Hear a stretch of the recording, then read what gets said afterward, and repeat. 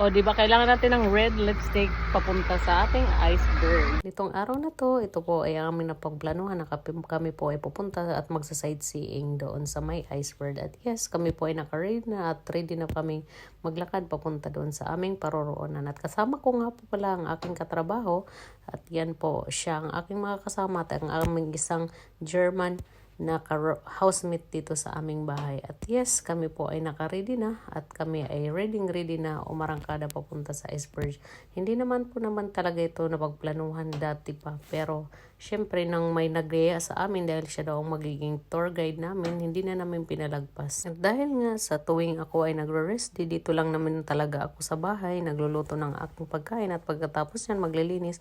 Kagaya din ng aking nakagawian nung ako ay nasa Saudi pa, yan lang po yung aking routine. Pag nagre-rest day ako, sa bahay lang po talaga kakain, matutulog, maglilinis at yes, ganyan ko lang in-spend ang aking rest day nung ako ay nasa Saudi tuwing ako ay naka-off. At yes, dito naman, ganun din ang aking ginagawa pero since na may nagyayaya sa amin at yes, pansamantala lang din naman to dahil nga sobrang lamig naman ang panahon dito at hindi mo gugustuhin na maglakad ng maglakad kaya pinag-anuhan na namin, pinagtiyagaan na din namin at kami ay aarangkada papunta doon at mag-sightseeing dahil nga sa maganda naman din ang panahon ngayon at yes, hindi masyadong malamig para sa amin.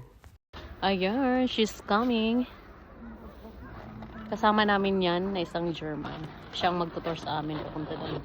Let's go! Yuhu! So, lalakad na kami.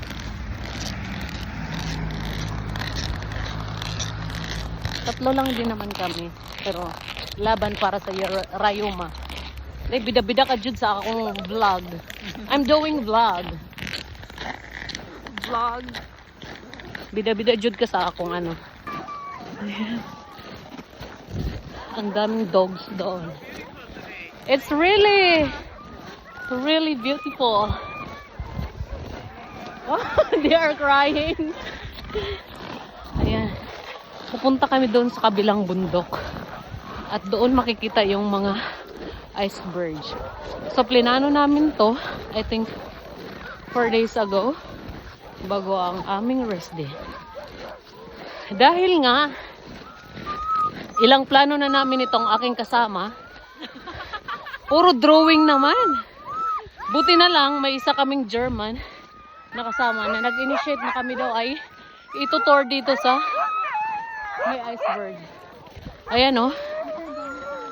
Ang daming aso talaga dito. Ay! Ay! Ay! Ay! Ay! Ay! Ay! Ay! Ay! Ay! Ay! Ay! Ay! Bye-bye! Bye-bye! Ang daming aso talaga mga ka-Saudi. Ayun oh. Oh. Aso is everywhere. So ito po yung lugar na kung saan tinatali ng mga may-ari ang kanilang mga aso at may kanya-kanya pong lugar yan dito. Ayan. Tapos, how I wish makakita tayo mamaya ng dog sled. Yung inaakay, yung karito na ganyan. Ayan, hindi naman siguro yung sled. Inaakay yan ng mga dogs na nakasakay yung amo. So, we will wish na makita natin yan mamaya. Sobrang ganda po talaga dito. First time ko makapunta at first time natin madalaw dito. Ayan. Yan po ay isang museum dito. Iceberg Museum. It was built by KG Construction Company. Isa sa pinakamalaking construction company dito sa Ilolis at Greenland. At yan, dinadayo po talaga ito ng mga tourist dito at number 1 tourist destination po ang Ilolis at Greenland dahil nga sa sobrang ganda ng mga attraction dito. Tingnan nyo naman, makikita nyo ang kapaligiran. Ayan, puro yellow.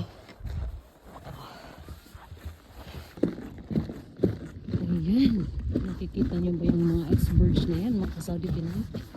Ilan lamang yan sa malalaking icebergs dito. Ayan.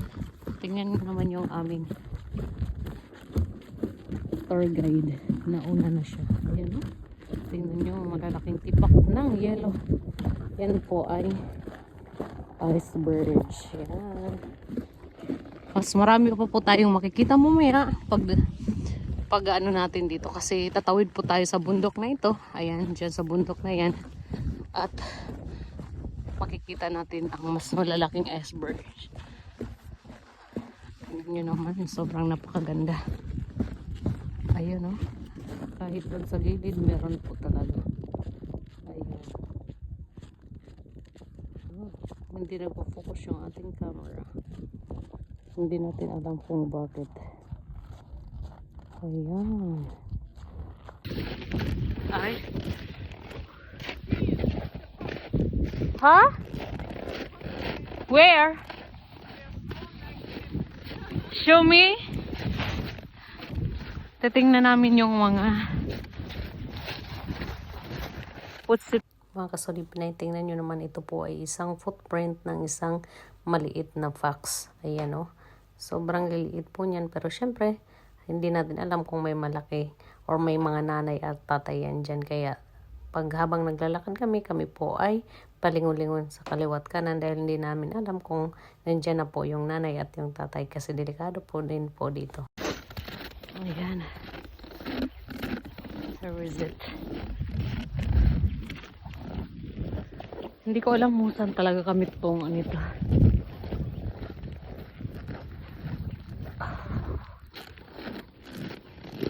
Ouch!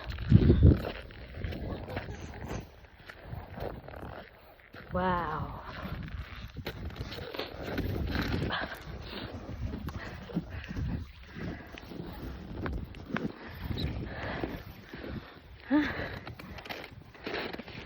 Yan, oh. Sobrang taas na po ng aming na akyat. Oh.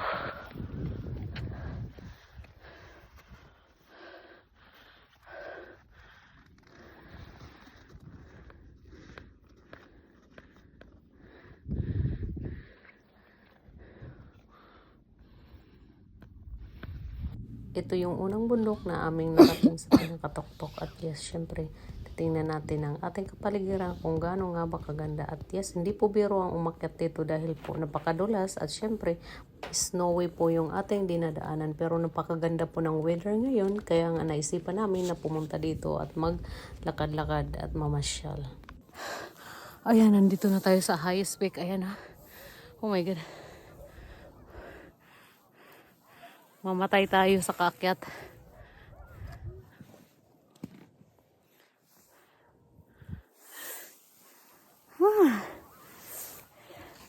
Nalula ako ng very light. Mag-picture tayo dyan din sa my highest peak of mountain. Wow.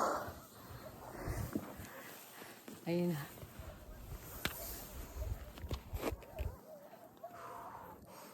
I got a blonde hair today. Look, I got a blonde hair.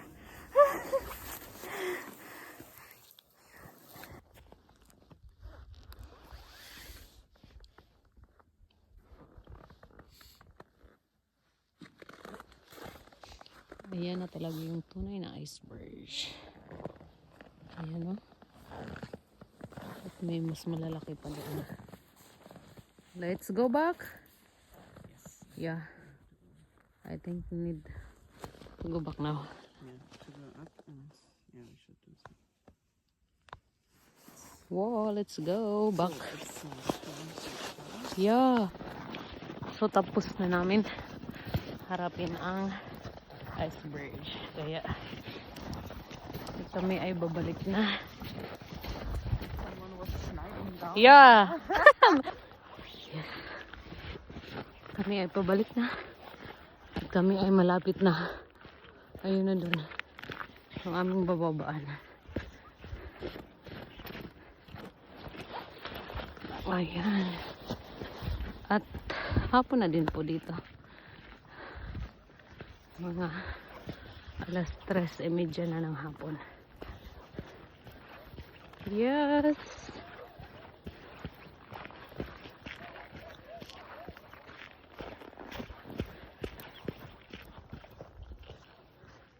Andun pa yung isa kong kasama. Naglalakad pa siya. Pagod much. Dahil hindi po biro yung aming nilakaran. Sobrang taas po ng aming nilakad. At baba na naman. Dahil nga ito ay itinutuloy kong unexpected hiking. Akala naman mag-iceberg seeing lang kami, pero dinala kami nitong aming kasama sa pinakamataas sa Peak Mountain dito, at yung makikita mo yung buong iceberg. Pero hindi naman sulit din naman ang view na aming nakita. Yun nga lang, sobrang nakakapagod.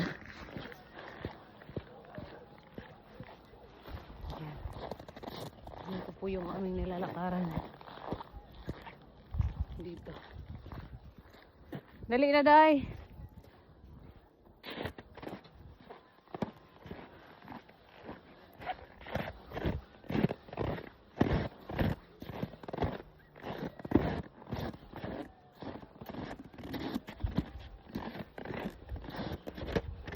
Lahat ng aming nilalakaran ay yelo at kabundukan.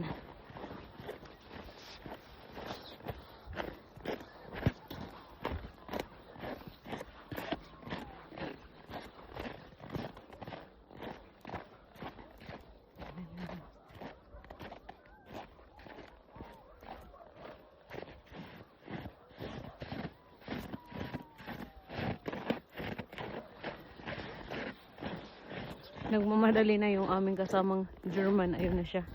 Dahil nga siya ay may klase. May online class siya. At late na siya sa kanyang klase. Kaya siya ay nagmamadali. Ayan. Ito po yung lugar ng Greenland, ha. Balot na balot ng yelo. Ayan.